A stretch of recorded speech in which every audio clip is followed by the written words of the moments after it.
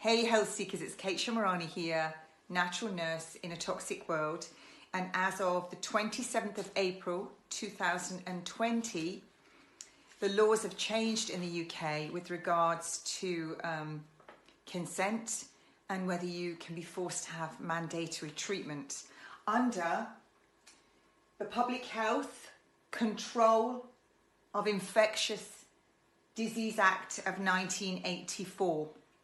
And what that means is this act is there to protect the public from contagious and infectious diseases.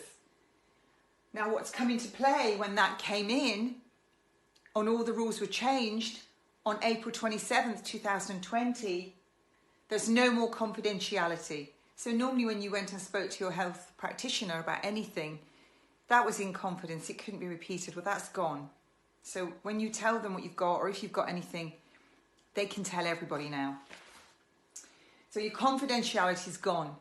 The second part of that is that those suffering will be forced to have treatment. And you'll be forced to be an inpatient if that is deemed appropriate. And you could be forced treatment. So you could be forced to have the vaccine that they're talking about. If you are at risk of contaminating anyone else, you can be detained and forced treatment. So under those, you have to submit to a medical examination. You can be removed from your home and detained and quarantined. And that's not just you, that's everyone in your home, your children, your partner, your parents. You have to provide all information upon request. That means you can be completely interrogated. You have to provide it all. You will be decontaminated and you'll be forced to wear the clothing that they want to give you. They can restrict all your movement. They can tell you where you can go, where you can't go. So you'll be completely controlled. Now your possessions, anything that you've touched, if you've got it, can be retained, quarantined, and it can be destroyed. Every single thing you've touched that's in your house, all your property, your pets, everything can be detained, quarantined, and destroyed. Others that have been in contact with you have to provide all information. They also have to say what they've touched, what they've been around, everything. Buildings that you own, be it your work, your private buildings, can be forced to be closed. If it's mobile things like cars, etc., they can be quarantined. If it's your buildings, your home, they can be destroyed. Completely destroyed.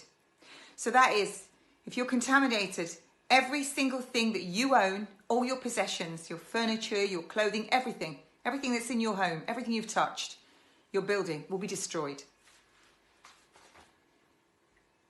No notice needs to be given for you to be taken and detained. You'll get no prior notice. The police have got incredible powers here. They can arrest you for certain offences that are just from nothing. So what is an offence? It's an offence to say, I don't want that vaccine, without giving a reasonable answer. So you could say, I don't want it, it might harm me, or it's poison, but that might be deemed unreasonable, so you'll be under arrest. You've committed an offence. If you try and stop them from doing their work, what they're doing, or you resist what they're doing, if anyone else is being removed and you try and resist, you'll be slapped with a £5,000 fine. Every day that fine isn't paid, it goes up. The only person who can get you out of your detainment is a judge. All of these apply to all of us, the people. Doesn't matter how much money you've got. You cannot prosecute. If you're on the streets and the police deem you to be contaminated or at risk, you can be removed from the street and taken to these detention centres without your family knowing. They won't know where you've gone. That's literally a police state where you disappear, like what we used to hear in some of the South American countries of years gone by. You'll just disappear. Who's exempt from all of this? Who's exempt from that? The Crown and Her Majesty. Not sure what to quite make of any of that. It's pretty brutal.